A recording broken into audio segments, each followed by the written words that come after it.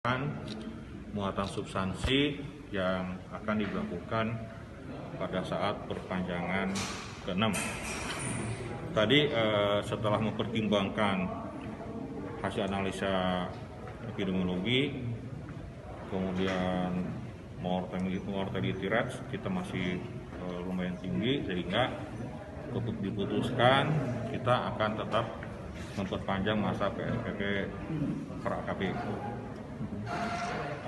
Nah, disertai dengan penyempurnaan kembali ketentuan peraturan bupati dan keputusan bupati yang akan diatur. Itu ya yang pertama. Artinya bikin perbuk baru? Ya, kita akan menyempurnakan ketentuan baru dalam peraturan bupati. Kemudian juga keputusan bupatinya akan kita terbitkan untuk perpanjangan yang ke-6 ya PSBB. Itu yang pertama. Yang kedua, berkaitan dengan penanganan HRS, tadi dievaluasi bahwa langkah-langkah yang telah kita lakukan dan langkah-langkah yang sedang kita lakukan.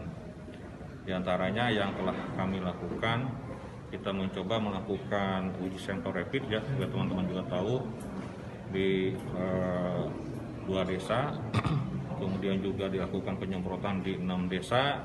Kemudian, sekarang setelah hasil evaluasi, tadi arahan dari pimpinan, kemudian juga masukan dari beberapa divisi. Kan kita sudah membagi kewenangan, ya kewenangan Satgas ini dari kabupaten, kemudian kecamatan dan juga desa. Semuanya harapan kita ke depan agar lebih proaktif kembali. Jadi ada deteksi dini, ya deteksi dini terhadap deteksi dini ini ya berkoordinasi terhadap ada aktivitas kegiatan yang disinyalir, diindikasikan akan terjadi kerumunan. Nah, itu deteksi dini. Harus mempertajam deteksi dini para Satgas gitu ya, anggota Satgas lapangan. Yang kedua, cepat tindak.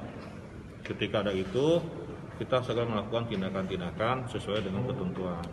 Yang ketiga, cepat lapor gitu ya. Jadi segera melaporkan kepada Satgas tingkat kabupaten. Artinya sanksi berlaku.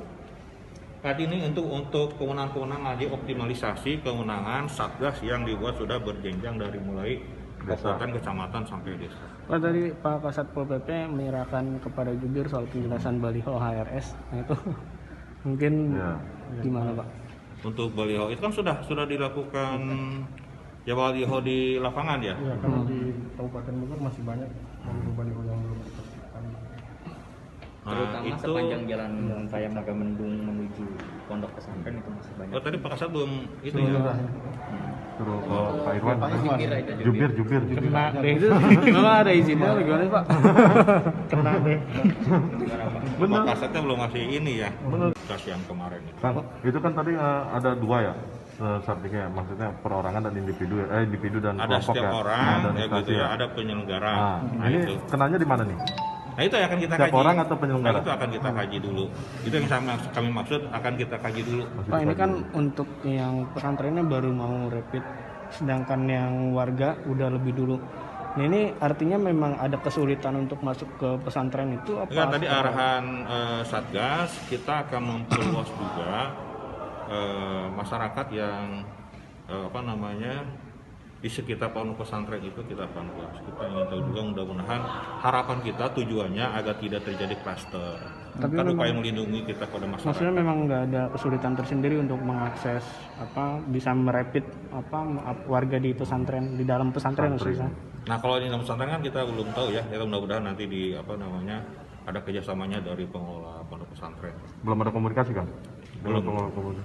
Nanti akan ada yang ditugaskan. Nah, kalau di internal sendiri ada pemberian sanksi teguran nggak Pak kepada Satgas Kecamatan? Oh iya. Untuk evaluasinya. Tadi salah satu yang dibahas juga dari arahan pimpinan ya, Pak Wakil Ketua, Pak Wakil juga yang lain. Kan kita sudah membagi kewenangan. Ya, kewenangan Satgas ini dari kabupaten, kemudian kecamatan dan juga desa. Semuanya harapan kita ke depan agar lebih proaktif kembali. Jadi ada deteksi dini. Ya, deteksi dini terhadap deteksi dini ini ya berkoordinasi terhadap ada aktivitas 2 desa, kemudian juga dilakukan penyemprotan di 6 desa. Kemudian sekarang setelah hasil evaluasi tadi arahan dari pimpinan, kemudian juga masukan dari beberapa divisi, kita juga akan melakukan lagi uji rapid di seputar pesantren, gitu ya.